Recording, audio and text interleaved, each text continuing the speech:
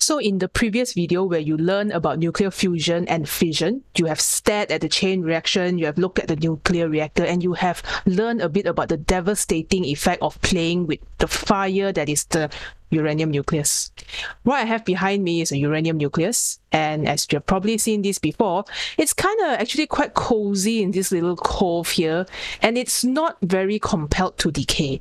We need to force it to decay. So to do that, we will shoot an electron in and watch it destabilize and go booms. The same thing happens in the chain reaction. Okay, so let's say if I increase the number of uranium-2, so basically when you get a uranium sample, especially in the reactor, when you have this kind of fuel rods, these gray things are fuel rods, it's not pure uranium. We cannot afford, well, number one, to use pure uranium because this thing will just have too much energy, and number two, is too gosh darn expensive to buy uranium-235. They are hard to find, they are hard to mine, they are hard to make together in a stable form, they're hard to transport. Everything is just money, guys. So we want to put as little uranium as inside as possible, but just enough such that we can create the level of chain reaction that we want. Okay, so here I'll try to model this. Let's say I want to design a nuclear bomb. And you know, if let's say I have a fixed amount of uranium-235, I want to make as many bombs as I can, right? You know, take over the world and all that. So the whole idea of enriching your sample is that you will have a certain amount of not so active uranium-238 in your isotopes. So all these are uranium isotopes. 239 is the most stable. 238 is the least stable.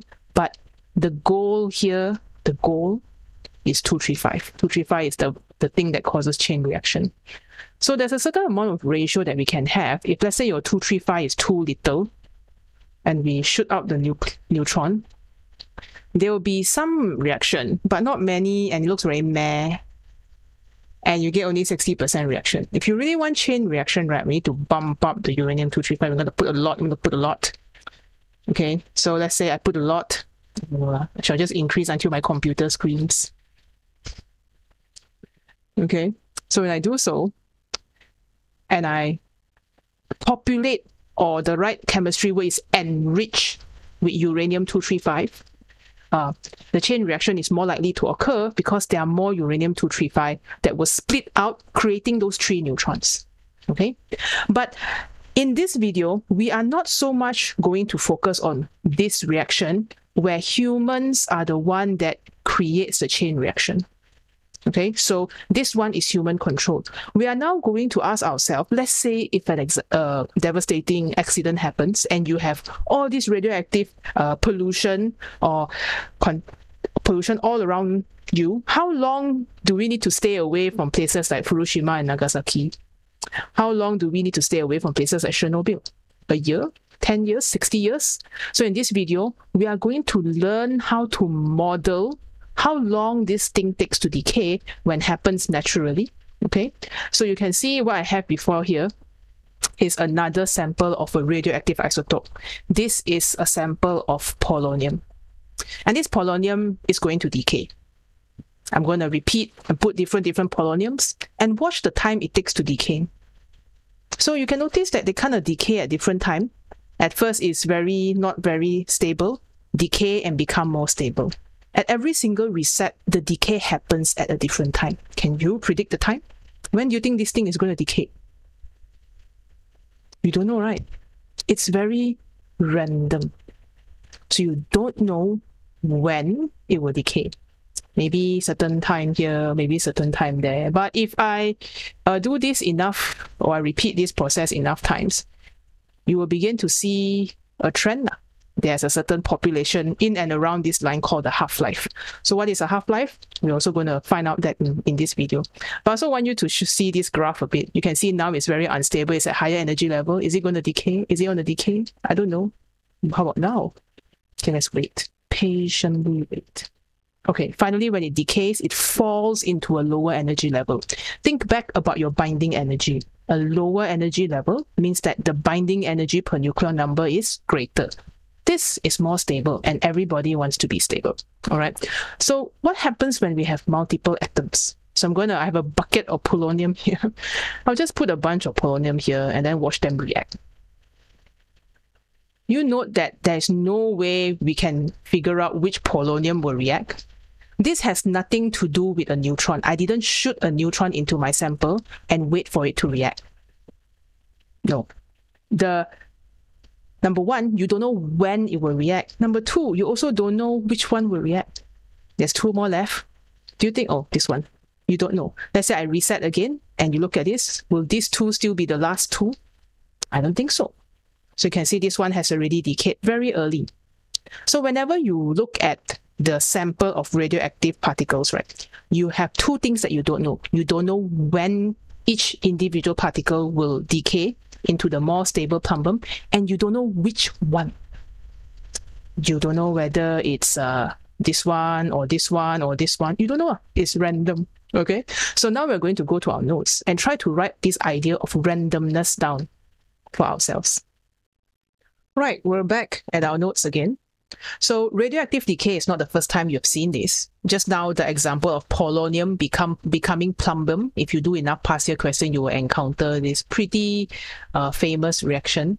It also emits an alpha particle. Okay, so radioactive decay is the emission of particle, probably alpha. Why did I write gamma? Probably alpha or beta particle, and or electromagnetic radiation, which is your gamma, in an unstable nuclei. So your polonium was your unstable nuclei. Okay. Losing energy. Remember, the energy level actually went down. Okay. And typo, becoming more stable. All right.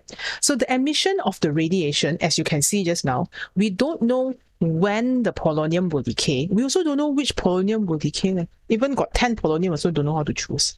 So this is the idea of the emission of radiation. It has both properties that you have to know how to define. Number one, the easiest one to think about is random. Okay, so what random means here is that we cannot predict which nucleus in the sample will decay next. You don't know which one or which polonium, so cannot predict which nucleus in sample decay next. So if you're sitting in a class or you're sitting with your friends, you don't know which of your friend will suddenly decay. Don't know. Anyone also can. You also don't know which time. So cannot tell the time at which the nucleus decay. So not only you cannot predict which nucleus will decay, you also don't know when it happens. And because of this idea of randomness, if you do enough maths, right, you will think about random as related to this idea of probability. So this event, the event of a nucleus in the sample decaying, is totally random. You don't know which sample, you also don't know when. Okay, so this means that each nucleus have a constant probability of decay. So there is a constant probability. You can think about probability as chance. There's an equal chance for every single nucleus. Every single nucleus have the same amount of chance to decay. Okay, so constant probability that a nucleus will decay. Hang on. Decay in a fixed period of time.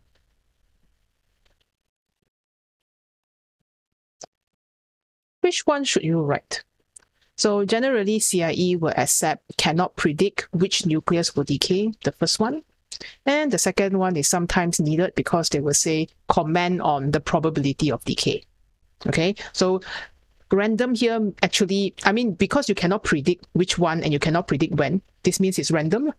That's why we can bring in the concept of probability, that every single nucleus have equal chance, equal probability to decay. So this is the idea of random. The second property of this radioactive decay of your polonium becoming plumbum, and also all the other associated radioactive decay, there are quite a few one such reaction.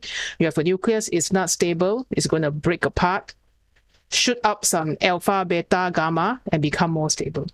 Number two, it is spontaneous. So spontaneous means you cannot make it happen, it will happen on its own. So this means it is not affected by external environment. You can heat up the sample. You can increase the pressure. You can even increase the concentration. Okay, but it is not affected by external factors in environment such as temperature or pressure. Commonly in a chemical reaction, we can change the rate of reaction by changing the temperature. You heat up the sample, the molecules move faster, they are more likely to collide, more likely to exchange electron, more likely to react. Or we increase the pressure. But this doesn't change your radioactive decay at all. So you have a bunch of nucleus that are radioactive. You want to make it decay, you increase the temperature, it goes like, meh, I'll take my time. You give it pressure, the nucleus go like, meh, I take my time. So these nucleus tend to take its time, that's why it's spontaneous. So it's not affected by external factors. Please don't confuse these two, they are not the same thing. Randomness means we cannot predict and has a constant probability. Spontaneous means it's not affected by any other things. So it's a pretty cool reaction where it just basically is a boss reaction. Don't care. You can't even tell when it's going to happen. All right. But if we have a big enough sample, we can actually do a mathematical modeling to anticipate that reaction. Just like although I can't tell which polonium will decay, I know that given enough time, some of it will decay. All right. So how do we put it together inside a mathematical model? I would like to introduce to you the decay law. Right. So you have beside me, on top of my head, I guess, a sample of, let's say you imagine this is a box and it's full of radioactive nucleus. Okay, so we're going to call this sample, let's say, at time t equal to 0. So we're going to dive into a little bit, tinge bit of definition and mathematical modeling here. So at t is equal to 0 second, the number of radioactive particles, so the one with the radioactive sign, number of radioactive particles is n naught. All right. So normally in physics, we use the term naught for initial conditions. So these are your initial conditions. And then after a given period of time, let's say here, time is equal to t, you will notice that, hey, some of the nucleus already decay. And as mentioned before, this is random. So you don't know which one will decay, can be any one. So simply, we choose some. You also don't know when it will decay. But after a fixed period of time, some must decay. Right? Does that make sense? You don't know which one, you don't know when, but for sure, some of this will decay. So here, we can just assume that this is some middle condition. So this one, where t is equal to any time t, the number of particles, radioactive particles, is n.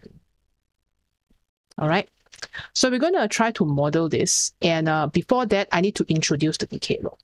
Okay. So in a sample, or any given sample, okay, the number of radioactive particles, which is n, change my pen. Okay. Number of radioactive particles. I guess a more accurate term here will be nuclei. But we're doing physics, not chemistry, so we're not very strict about this term. So the number of radioactive nuclei is n at time t. Okay? And the decay law says that the rate of decay of the radioactive nuclei,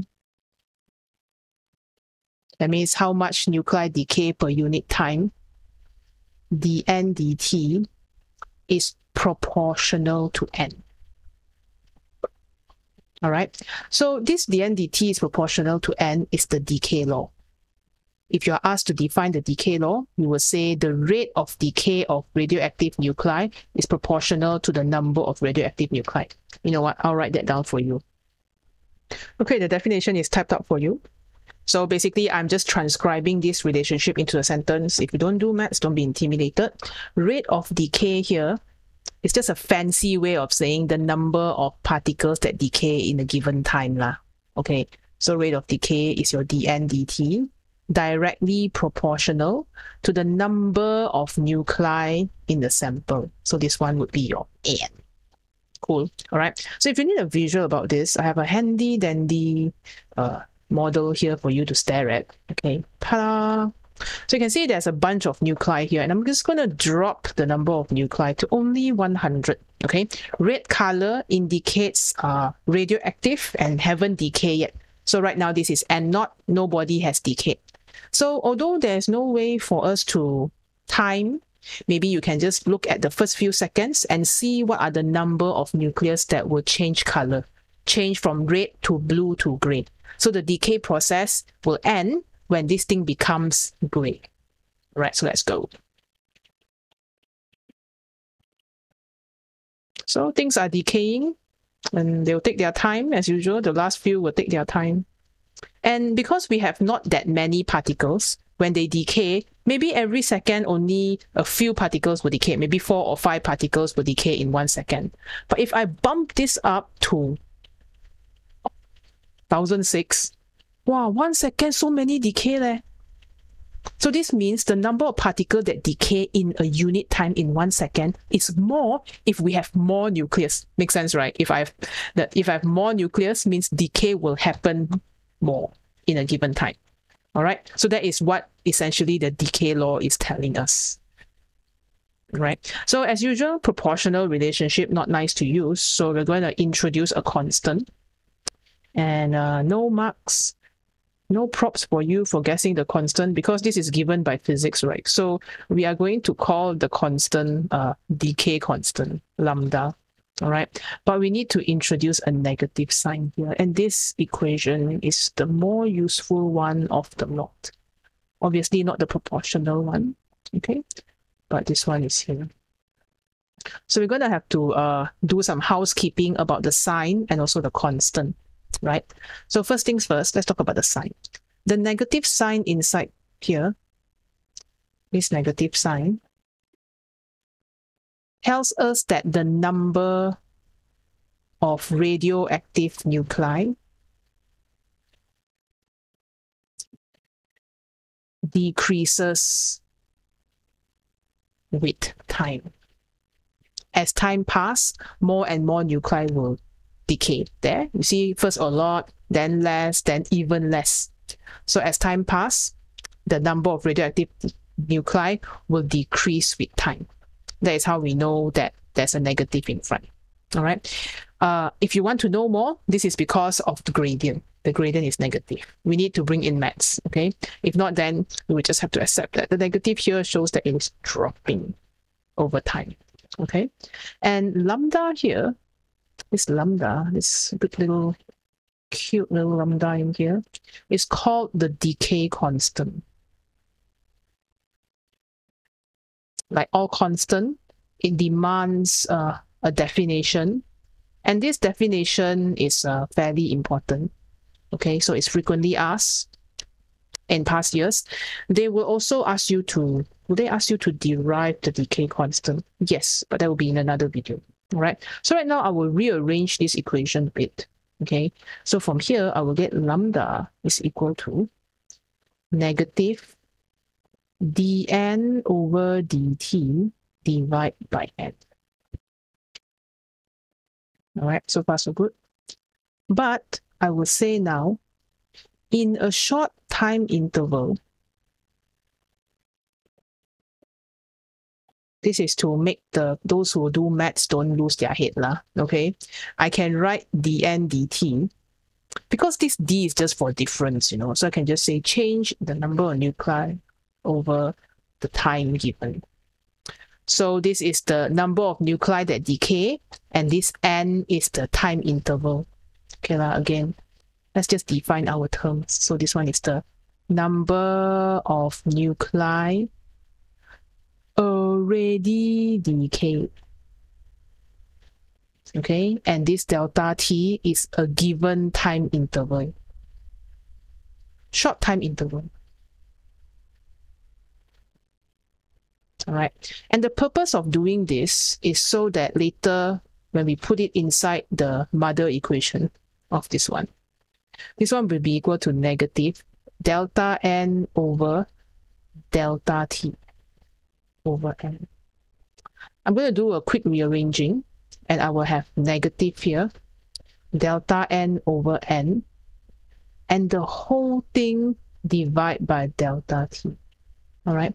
So if you do any form of basic mathematics and you understand the idea of probability, this delta n over n is the probability. Because delta n means the nucleus already decay. And for the nucleus to decay, it is a success. It becomes more stable. So what is happening here, this delta n is actually success divided by n is the number of nucleus, right? So sample size. Success over sample size is probability. So lambda here now is actually probability per unit time. Is success per sample size. So I'm going to write out the definition for you. Lambda is defined as probability per unit time of decay of a radioactive sample. Right, so here is the formal definition for decay constant. Once again, delta n over n is the sample size, success over sample size, which is related to this probability. Okay, I highlight orange, the same color. All right, and the delta t here, this delta t will be per unit time. But don't just write probability per unit time lah. What is the probability? Probability of decay per unit time of a radioactive nucleus. All right, so this decay constant obviously has a unit. Since it's probability per unit time, then the unit is second -1. It could also be minute -1 and day -1 and week -1, but we stick to the SI lah, okay? So right now, what we're trying to do is we're trying to go and define what the decay law is, which is the number of particles that will decay in a given time will be bigger if I got more particles. That's why we got this relationship. And from rearranging this equation, essentially what we're saying is that the bigger this lambda, the more there's a higher chance for the particle to decay. Bigger lambda, probability, higher chance a particle will decay. So let us look at another modeling to see what that means. Okay, what I have in front of me is probably a very familiar graph. I'm going to just select radon 226, okay, where the half-life is 16,000 years. What is half-life? Later lah. So you can see, wow, the decay very fast. The probability of decay also very high because the chances of an atom decaying is pretty quick. Let's increase the half-life to 24,000 years. Okay, 24,000 years. Let's go.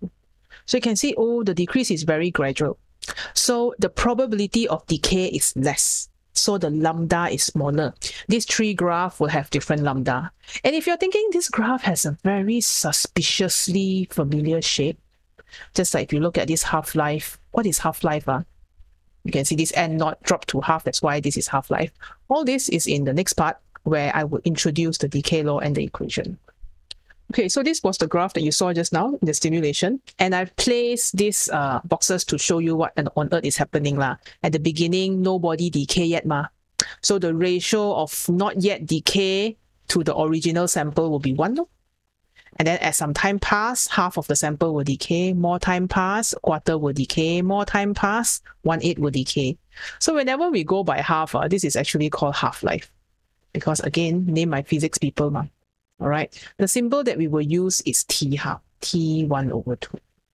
All right, we will derive this equation later. But what you see on top of here is actually the equations that are pretty important here, which you can find inside any standard past year paper formula sheet. You are at the end of the syllabus now, so it is the last two. Okay, so if you don't really know how to write the equation for this red color graph, you can just casually steal from this equation, but need to modify. Okay, so this x right now is number of radioactive nuclei, so you need to substitute with n. So this equation, instead of x is equal to x naught exp negative lambda t, This is n is equal to n naught. exp is just damn lazy to type the power, e to the power of negative lambda t. Okay, so hopefully it's not the first time you see something like this. You have seen this in ultrasound. You have seen this in X-ray attenuation, where your n, so in this case, n is equal to n naught e negative lambda. Perhaps you would like to call it, based on the shape of the graph, liu t. All right, but use this equation to help you fashion and modify it in case you don't really care much about the derivation. For information about the derivation, there will be a bonus video very soon. So I will bring the decay law from the definition to this final form. But right now, if let's say you just want to solve equation enough for A-level, A2 pass years, look at the equation that's given to you in the formula sheet and learn to modify. Okay, how do we calculate lambda? Lambda can be calculated using 0.693. So this lambda decay constant is 0.693 over half-life. The proof for this one, you need to know. Okay, so we are going, so that would be also in another video. But essentially, what is important now that you have studied or that's been covered in this video is, number one, we cannot predict which particle will decay, which nucleus will decay, and when it will decay. We cannot make it decay. So if we cannot predict, then all the particles have constant probability. Cannot tell which one, cannot tell when. Random decay. The decay is random. Number two, the decay is spontaneous. All right, so the definition of spontaneous was you can't make it happen. Number three, from decay law, we understand that the more the particles, the more things will decay. And if you've seen the simulation just now, it will follow the pattern of this shape. If you don't want to know how we got from the decay law, which is the equation that was given just now, let me bring you here. If you don't want to know how we got to this decay law, that's fine. All right, just know how to define it and know how to define decay constant, because you will be asked what is decay constant. And there's a little bit of understanding here that is maybe important in answering some past years, but not the actual derivation that leads us to the equation for this red color curve, which is this one. But never fear, in the formula sheet, this is given to you. So in the upcoming video, there will be a video showing the derivation of this if you're interested. But you must watch the video where we talk about how to get lambda, this expression from this equation, and also how to graph this graph properly. Okay, so that will be the next part, and I will see you there. Take care. Bye-bye.